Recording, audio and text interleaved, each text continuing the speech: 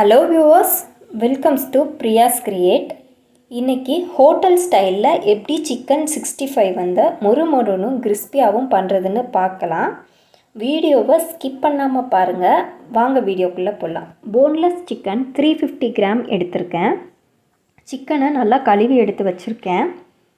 அடுத்ததாக 3 டீஸ்பூன் தயிர் சேர்த்துக்கிட்டேன். 3 கப் தயிர் சேர்த்த பின்னாடி நம்ம இஞ்சி பூண்டு பேஸ்ட்டு தான் வந்து சேர்க்க போகிறோம். 1.5 டீஸ்பூன் நான் சேர்த்துக்கிட்டேன். ஒரு முட்டை, அதை ஏற்கனவே எடுத்து கலக்கி வச்சுருந்தேன், அதையும் சேர்த்துக்கிட்டேன். இப்போது அடுத்ததாக கார்ன்ஃப்ளவர் மாவு வந்து 2 டீஸ்பூன் சேர்க்கணும். மெயினான பொருள் சிக்கன் மசாலா 2 டீஸ்பூன் வந்து சேர்த்துக்கணும். கடைசியாக மறக்காமல் சால்ட்டு வந்து சேர்த்துருங்க. உப்பு வந்து கண்டிப்பாக மறக்காமல் சேர்த்துருங்க, இல்லைன்னா சிக்கனில் உப்பு இல்லாமல் இருந்துடும். இப்போது நல்லா மிக்ஸ் பண்ணணும். பாருங்கள், நான் எப்படி மிக்ஸ் பண்ணுறனோ அதே மாதிரி நீங்களும் நல்லா மிக்ஸ் பண்ணணும். இப்போ பார்த்திங்கன்னா உங்களுக்கே தெரியும், அந்த மாவு எல்லாமே வந்து சேர்ந்துருச்சு. இப்போது வந்து சிக்கன் கூட நல்லாவே மிக்ஸ் பண்ணியாச்சு. நல்லா மிக்ஸ் பண்ணுங்கள், இல்லைன்னா வந்து மசாலா ஒன்றோட ஒன்று சேரவே சேராது. கார்ன்ஃப்ளவர் மாவுலாம் சேர்த்துருக்கோம் இல்லையா. இப்போ பாருங்கள், 1 ஹவருக்கு நம்ம வந்து இதை அப்படியே ஊற வச்சிடலாம், 1 மணி நேரத்துக்கு. இப்போது வாங்க, 1 மணி நேரம் அப்புறமா கடாயில் ஒவ்வொரு சிக்கனாக எடுத்து போடலாம். எண்ணெய் கொஞ்சம் வந்து சிக்கன் முங்குற அளவுக்கு வந்து எடுத்துக்கோங்க.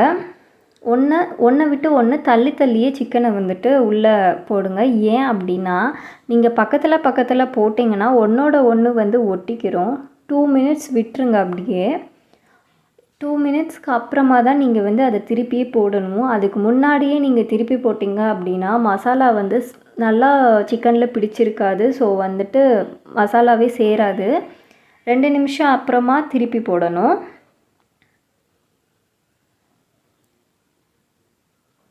ஸோ இப்போ கொஞ்சம் எல்லாத்தையும் நல்லா திருப்பி போடுங்க.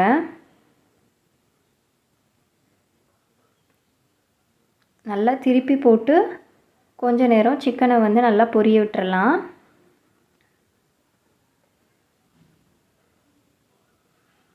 இப்போ பார்த்தீங்கன்னா சிக்கன் 65 ஹோட்டல் ஸ்டைலில் ரெடி ஆயிடுச்சு.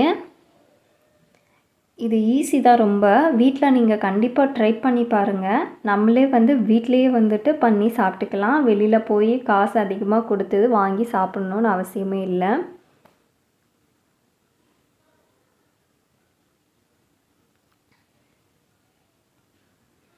இப்போது நல்லா பொரிஞ்சிட்டு அதனால் எல்லாத்தையும் வெளியில் எடுத்துடலாம்.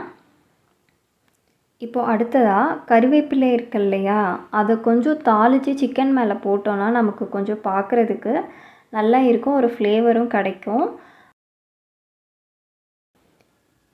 இப்போ பார்த்தீங்கன்னா உங்களுக்கே தெரியும், சிக்கன் 65 ரெடி ஆயிடுச்சு. எங்கள் வீடியோ உங்களுக்கு பிடிச்சிருந்தா மறக்காமல் சப்ஸ்கிரைப் பண்ணுங்கள், கமெண்ட் பண்ணுங்கள். தேங்க்ஸ் ஃபார் வாட்சிங் ஃப்ரெண்ட்ஸ்.